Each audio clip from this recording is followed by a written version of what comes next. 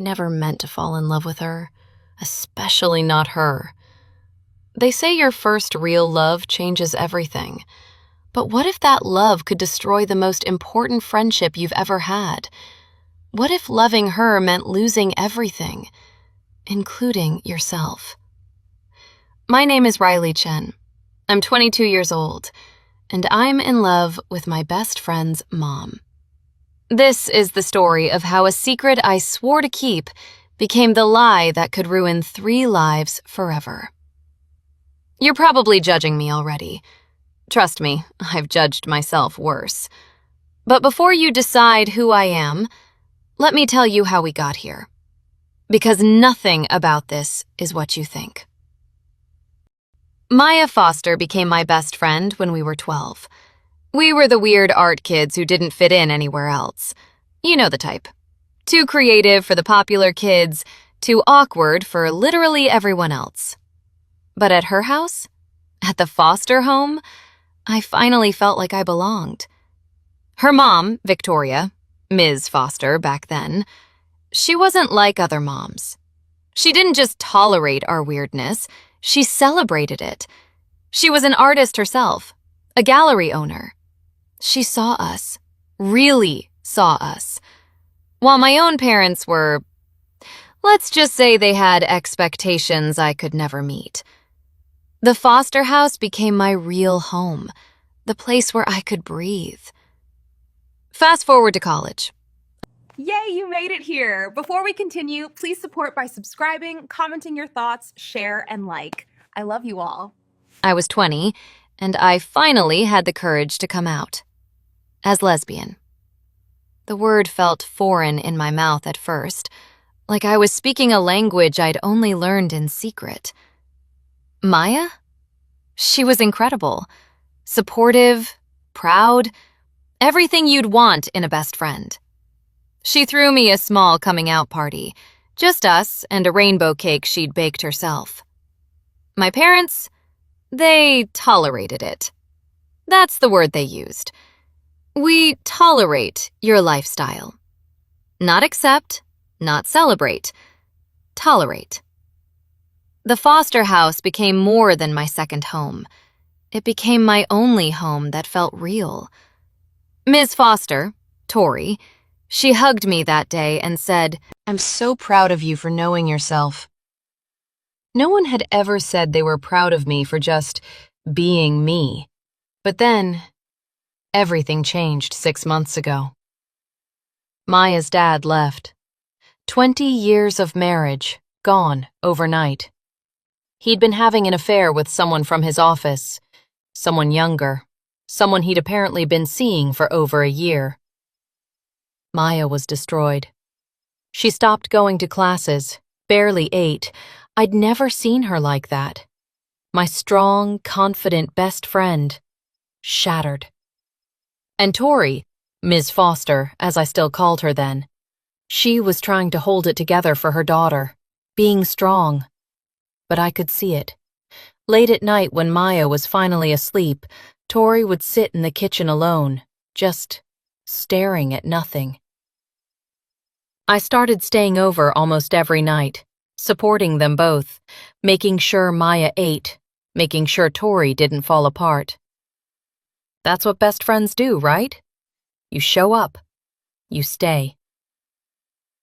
That's when I started noticing things I shouldn't have noticed. The way Tori's eyes looked when she smiled through pain.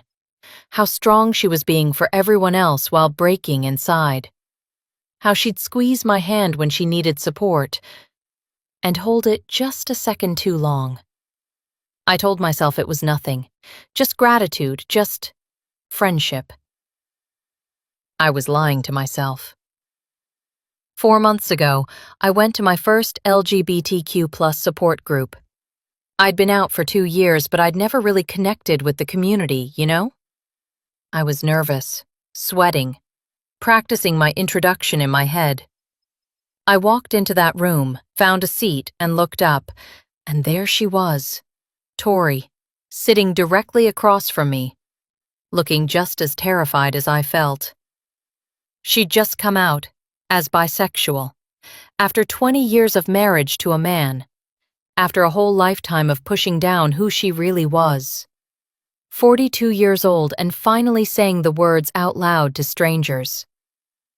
I watched her talk about feeling like she'd wasted half her life living a lie, about the guilt of not knowing herself sooner, About feeling too old to start over. About wondering if anyone would ever want her like this. And when our eyes met across that circle, I saw her differently. Not as Maya's mom, not as Ms. Foster, as Tori. Just Tori. A woman who was brave and terrified and starting over. A woman who was beautiful. After the meeting, she pulled me aside. Her mascara was smudged, hands shaking. "Please don't tell Maya. Riley, please. I'm not ready. She's already dealing with so much from the divorce. I need to tell her myself, when the time is right. Please." She looked so scared, so alone. How could I say no? So I promised I'd keep her secret.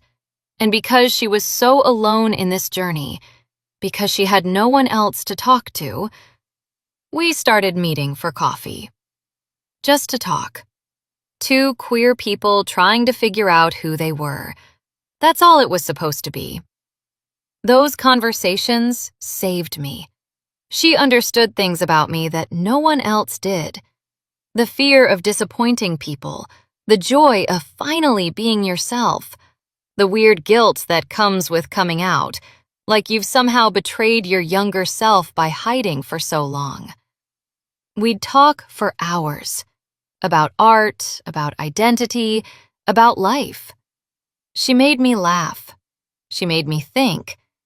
She made me feel seen. The way she'd said she felt seen by me. Somewhere between the coffee dates and the late-night texts, somewhere between being her daughter's friend and being her friend, something shifted.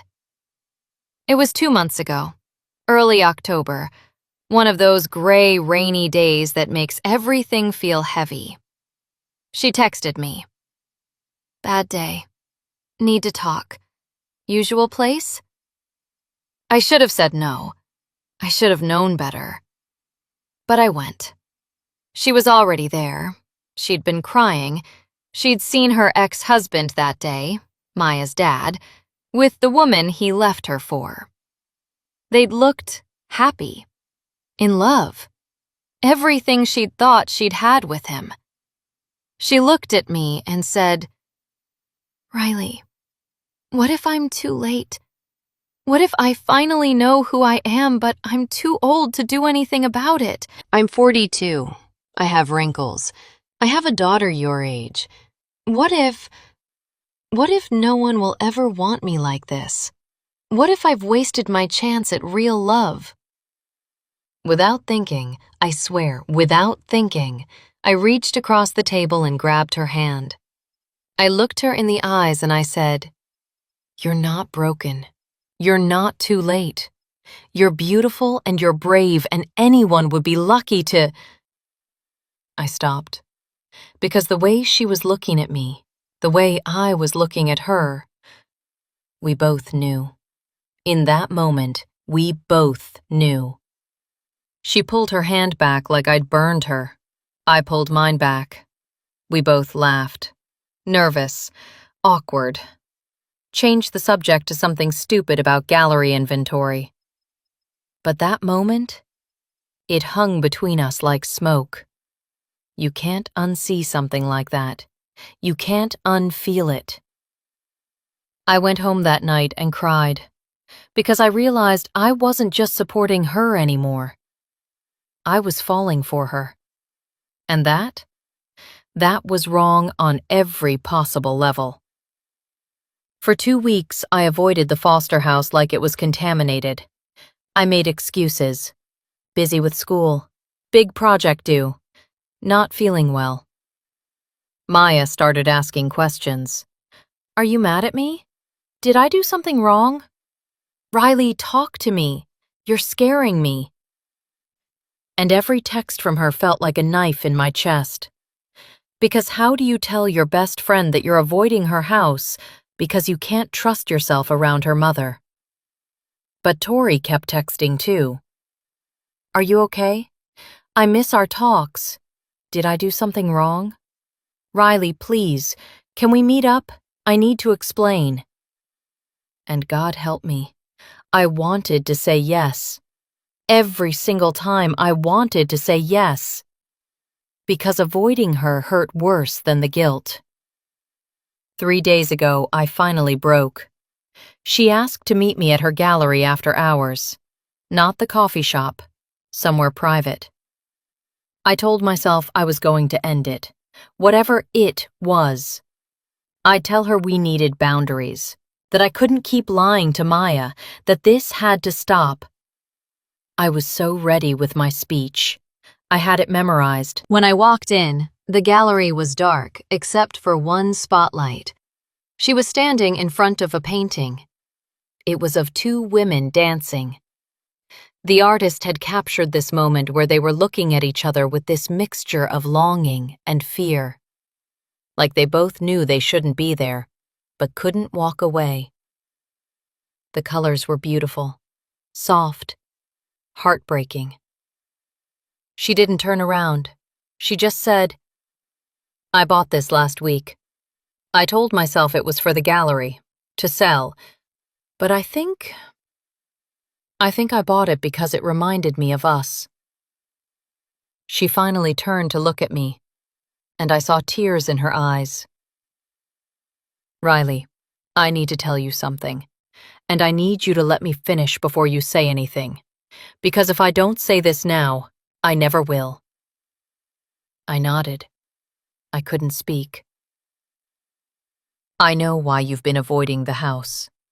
I know why you couldn't look at me that day at the coffee shop. Because I've been feeling it too. And it terrifies me. You're my daughter's best friend. You're 22, I'm 42. There are rules, boundaries. I'm supposed to be the adult here. I'm supposed to know better. But Riley, every time I see you, every time we talk, every time you look at me like I matter, I feel seen in a way I've never felt in my entire life. Not with Maya's father, not with anyone. And I don't know what to do with that. I don't know how to stop it. I stood there, frozen, because this wasn't one-sided. This wasn't just me having inappropriate feelings. She felt it too. We were both drowning in the same forbidden ocean. I should have left. I should have run. Instead, my mouth opened and the truth came out. I'm in love with you, and I hate myself for it. The space between us disappeared. I don't even know who moved first, but suddenly we were inches apart, close enough that I could feel her breath, see every emotion crossing her face. Fear, want, guilt, longing. She whispered, "We can't do this." I whispered back, "I know." Her hand came up to my face. My heart was pounding so hard I thought I'd pass out. We were going to kiss. We were actually going to... The door opened. We jumped apart like we'd been electrocuted. My heart was pounding so hard I thought Maya could hear it from across the room. "So this is where you've been. With my mom. Again."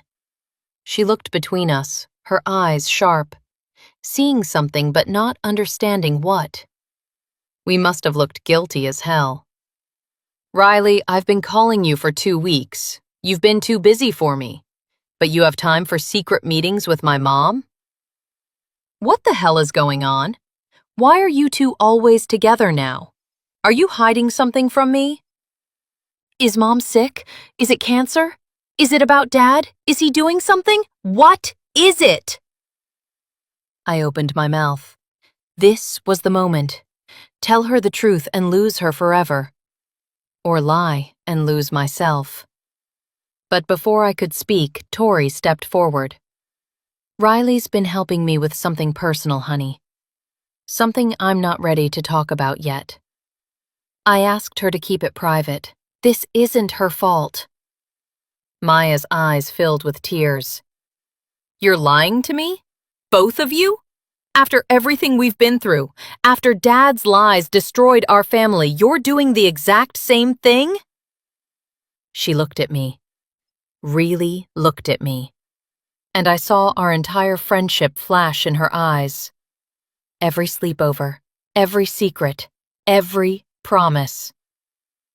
I thought you were different, Riley. I thought you'd never lie to me. She turned to leave. I'm giving you both one chance. Tomorrow, noon, you tell me everything, the real truth, or we're done. Both of you. The door slammed. The silence that followed the slamming of the door was louder than the argument itself. Tori and I didn't move. We didn't touch. The air felt heavy, like it was made of lead. Tori looked at the door, then back at me. Her face had aged 10 years in 10 seconds. She knows, Riley. She doesn't know what she knows, but she knows. I wanted to comfort her. I wanted to tell her we could fix it. But the 24-hour clock was ticking. The next morning was a blur of static. I didn't sleep. I just sat on the edge of my bed watching the sun crawl across the floor. Maya's ultimatum, noon at the gallery, felt like a scheduled execution. I arrived at 11:55 a.m.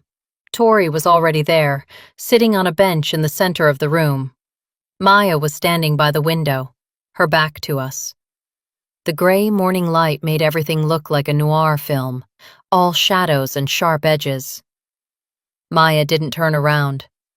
Her voice was low, vibrating with a kind of hurt that makes your skin crawl.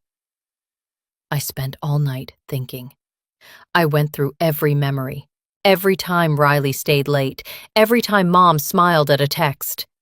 I thought I was crazy. I thought I was being paranoid. She finally turned. Her eyes were red. But then I remembered the support group flyer I found in Mom's purse last month, and I realized, this isn't about Dad, is it? Tori stood up, her voice trembling. Maya, please. I wanted to tell you. I didn't know how to be your mother and be myself at the same time. Yourself? Maya laughed, a sharp, bitter sound. Is that what we're calling Riley now? A project? A personal matter? No. I stepped forward, the words burning my throat. Maya, it's not like that. We didn't plan this. We didn't want this. But you did it, Maya snapped. You let me cry on your shoulder about Dad's affair while you were busy starting one with my own mother. Do you even realize the irony, Riley? You're the other woman in my life twice over. The room went cold. That was the knife. The realization that in Maya's eyes I wasn't her best friend anymore. I was a mirror of the woman who destroyed her father's marriage. Tori took a deep breath. She looked at me, then at her daughter. She made a choice. The kind of choice that changes the molecular structure of a family. I'm leaving, Maya, Tori said quietly. Not the house, not you. But I'm leaving the lie behind. I'm bisexual. I have been my whole life. And yes, I am in love with Riley. Maya didn't scream. She didn't throw anything. She just walked to the door and held it open. Get out, she said to me. Maya, get out, Riley. If you stay, I lose my mother. If you leave, maybe I just lose a friend I never really had. I looked at Tori. She was crying, but she didn't stop me. She knew. This was the cost. There is no version of this story where everyone stays whole. I walked past Maya. I wanted to say, I'm sorry. I wanted to say it was worth it. But both would have been lies. As I stepped out into the rain, I heard the lock click behind me. That was 2 months ago. Tori and I, we still talk. Sometimes. But it's different now. The forbidden part is gone, replaced by a heavy, grieving reality. We carry the weight of Maya's silence between us like a third person in the room. They say love is about finding someone who sees you. Tori saw me. I saw her. But in the process, we became blind to the person who mattered most. I'm Riley Chen. I'm 22 years old. I found the love of my life, and I paid for it with my soul. The secret is finally out. But the truth? The truth is a lot lonelier than the lie ever was.